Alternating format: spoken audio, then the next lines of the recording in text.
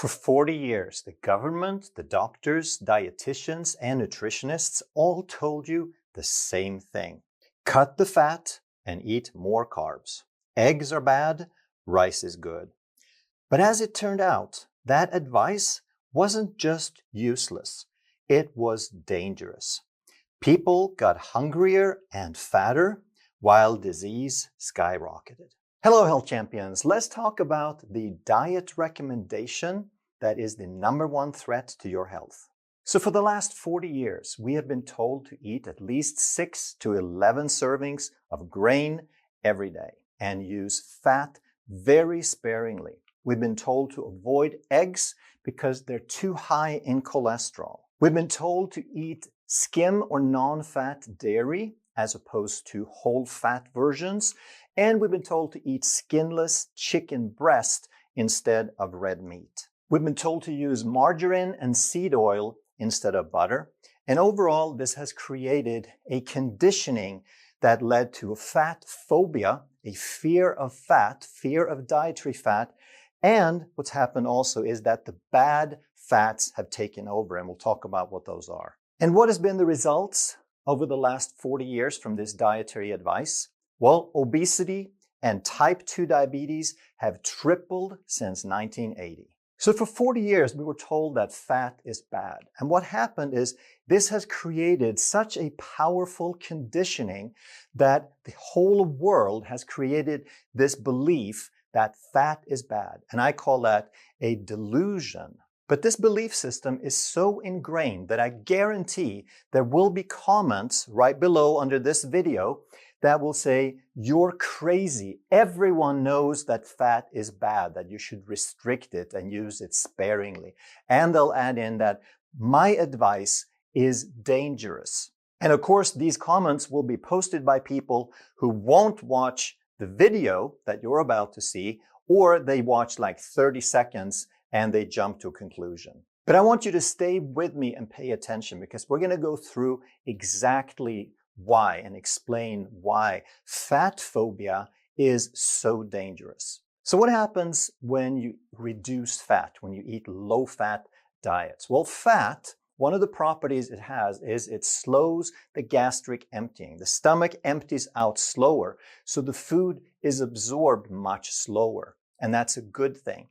When you eat low fat, like a low fat, high carb diet, what happens now, there's nothing to slow it down. There's a very fast exit out of the stomach.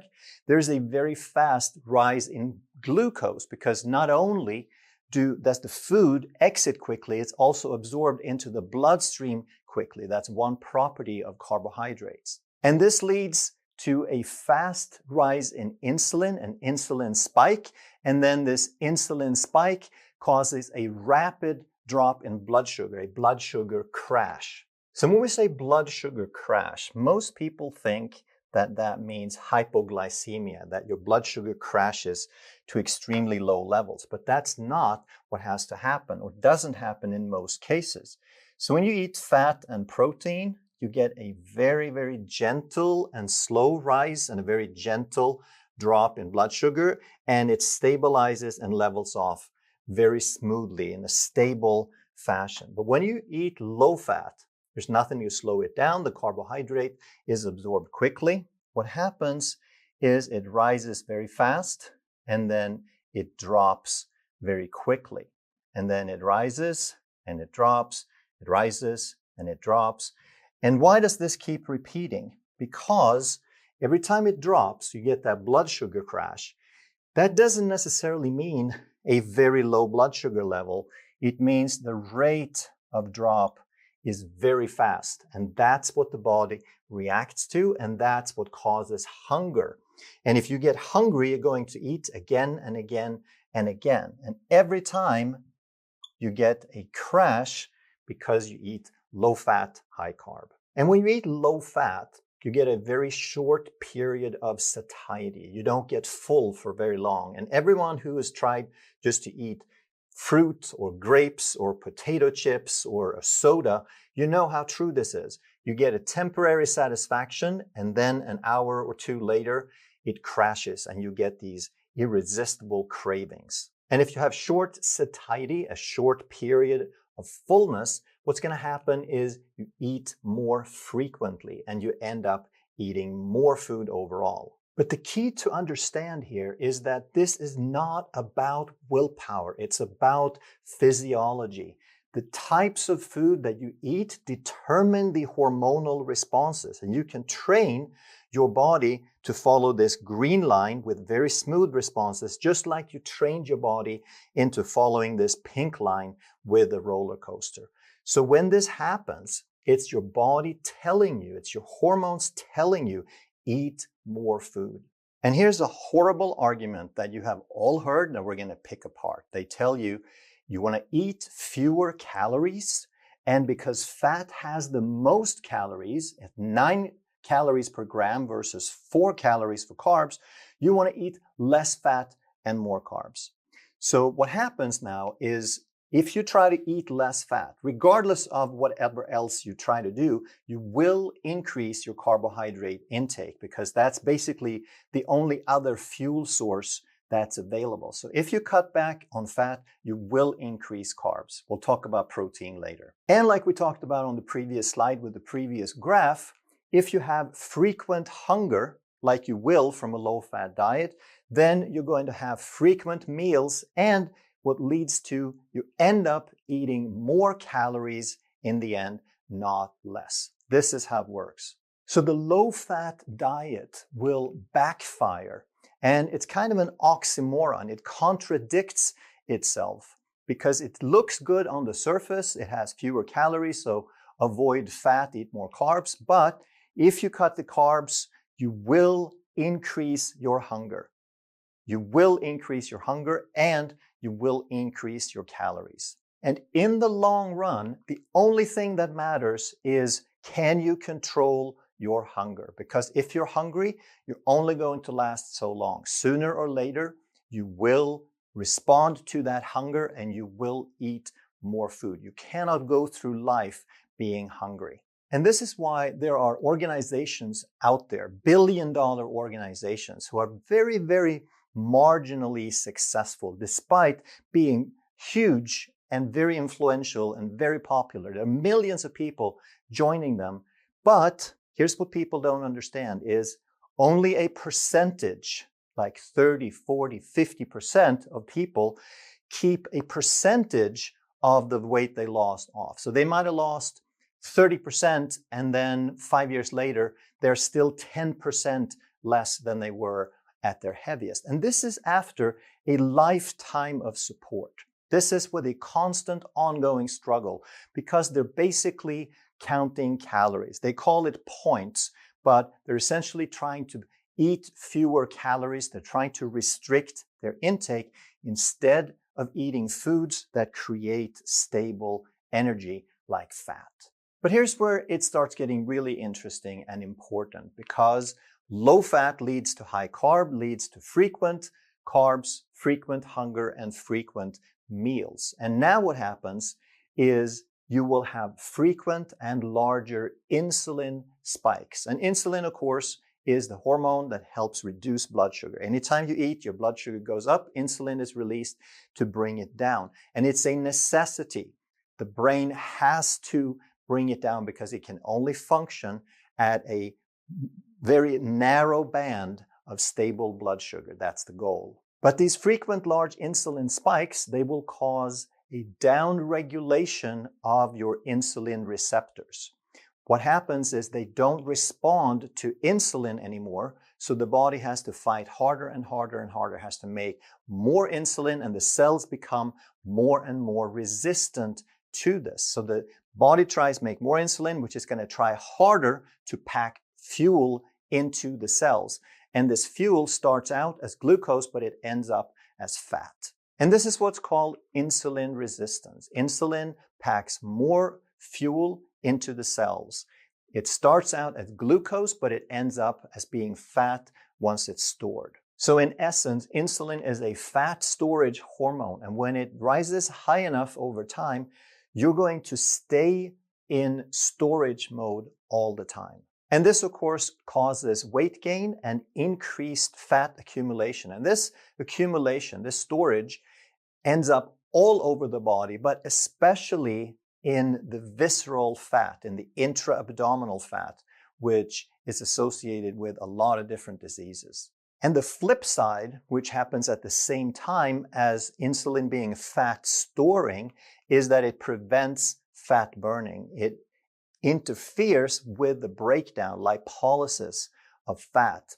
And when you can't break down the fat that you stored, now that's one more factor that contributes to increased hunger. So you eat more, and then when you eat more, you make your insulin resistance worse and you store even more fat, and so on. So we need to understand that low-fat diets, they're not just counterproductive, they are actually dangerous. Because when we increase insulin resistance and visceral fat storage, that is what we know as metabolic disease, being metabolically unhealthy. And metabolic disease is a causative factor in obesity, strokes, heart disease, type 2 diabetes, hypertension or high blood pressure, as well as dementia and cancer.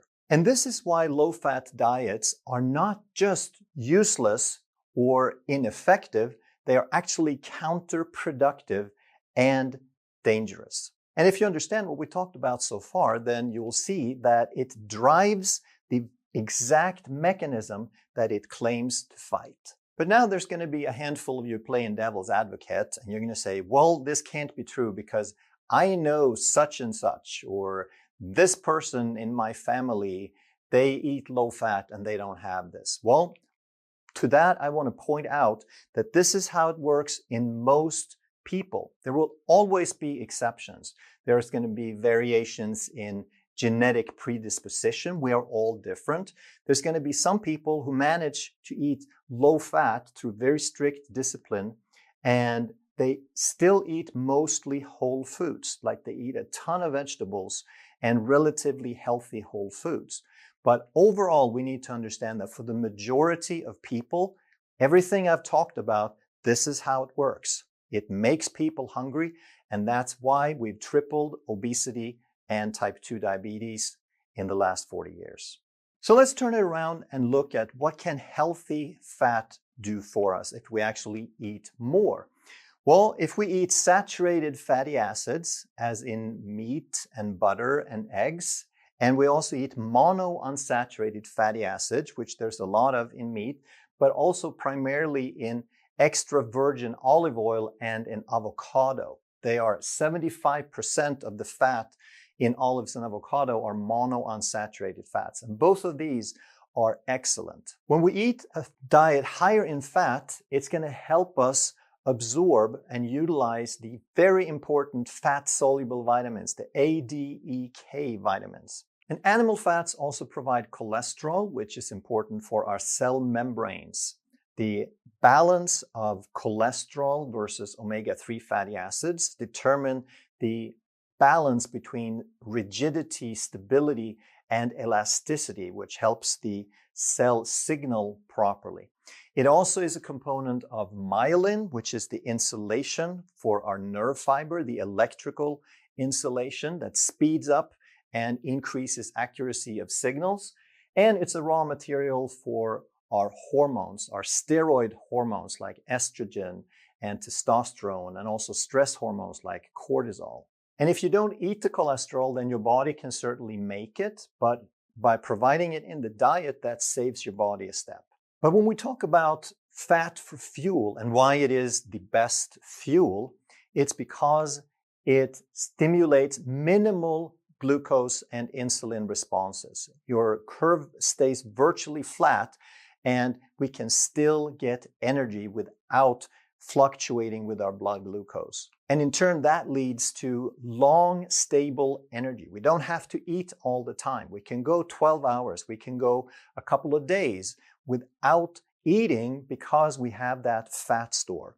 And with stable energy, that leads to hunger control. And I hope you're starting to realize how important that hunger control is, because it's the only thing that's going to make you eat less, is if you get less hungry. But the quality of fat is tremendously important. So here's where they went wrong twice. They told us to eat fewer grams of fat to avoid fat, but then they trained us to eat the absolute worst kinds of fats. The fats that either cause oxidation or fats that are already oxidized, as well as fats that have a very high omega-6 to omega-3 ratio. And we know both of these factors contribute to metabolic syndrome and disease. So when it came to meat, we were told to eat fat and meat sparingly, but when we did eat it, we should eat skinless chicken breast. And virtually the only kind sold in stores are conventional chicken, mass-produced.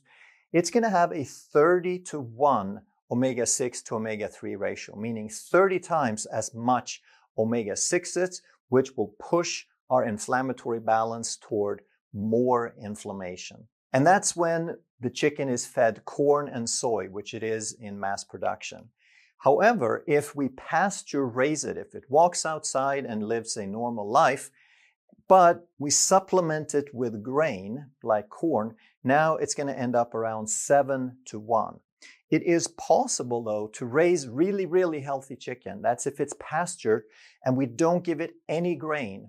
We let it just eat the bugs and the worms that it finds outside, and the only thing we supplement would be something like flaxseed. Now that chicken is going to end up with a 2-to-1 or sometimes even a 1-to-1 ratio between omega-6 and omega-3, which is the perfect and ideal ratio. But the meat that they told us to avoid like the plague was beef, red meat.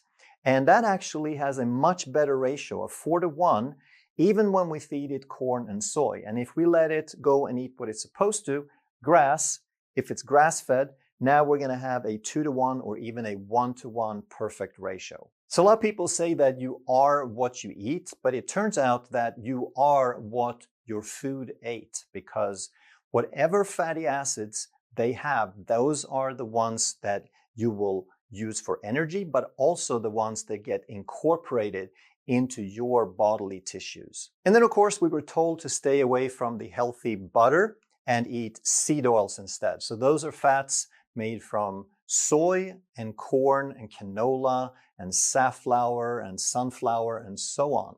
And they are already extremely high in omega-6. That's the main component in many of them. But then we ruin them further through the processing. So when you take high heat and you expose polyunsaturated fatty acids, and poly means many or more than one, because monounsaturated means one time unsaturated. These are more than one.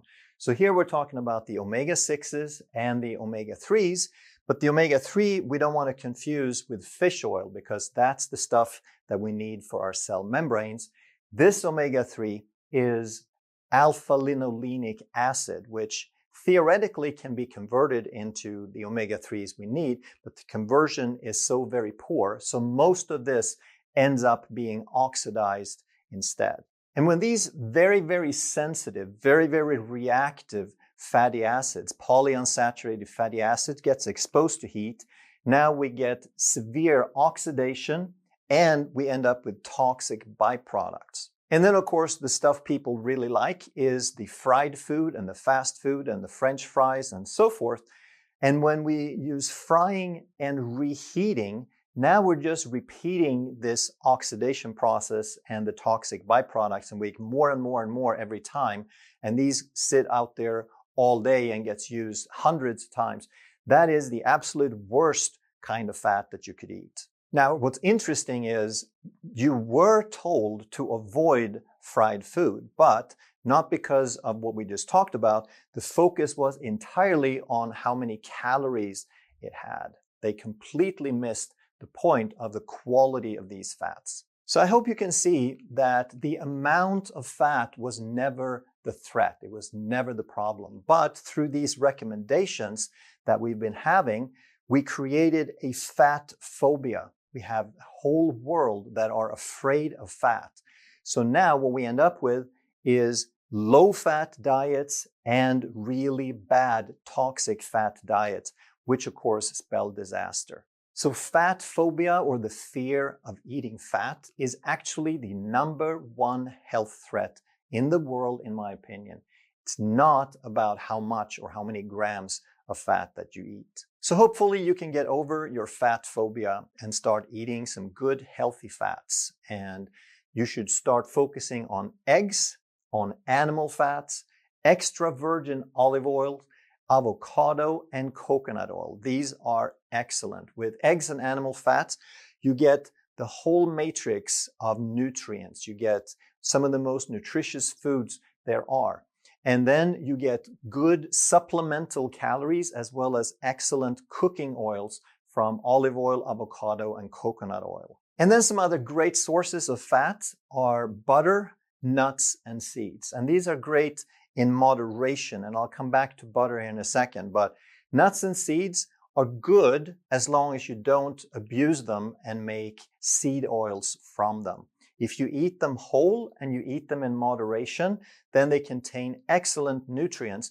Just don't overdo it because they still have omega-6s. But having a few handfuls of nuts and seeds here and there, you're not coming anywhere near what you're getting from seed oils or fried food. Another thing people don't realize is that animal fats are actually about half monounsaturated fatty acids. It's about half saturated and half monounsaturated.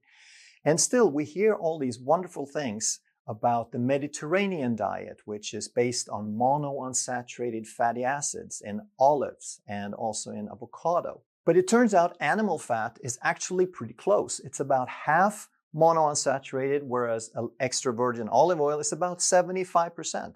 So they're closer than you think. So if you eat a good amount, if you base your calories on animal fat and monounsaturated fatty acids, now what you end up with is a non-oxidizing, stable fuel source. So first, it's stable on the counter because it doesn't go rancid, it doesn't oxidize. You can keep it on the counter or in the fridge for months or even years. But then, once you burn it for fuel, it lasts a long time. There's a minimal insulin response, which means that you have stable energy. Stable energy and stable on the counter. And why is this so important? Because stable energy leads to stable hunger. You control your hunger instead of it controlling you. And if you understand that, you can once and for all realize that you are not weak, you do not lack character, you are not a glutton. It was simply that the advice was wrong. You trained your body to become hungry by following their advice and avoiding fat. So how much fat is healthy? How much should we eat? What does that mean when you say eat more fat?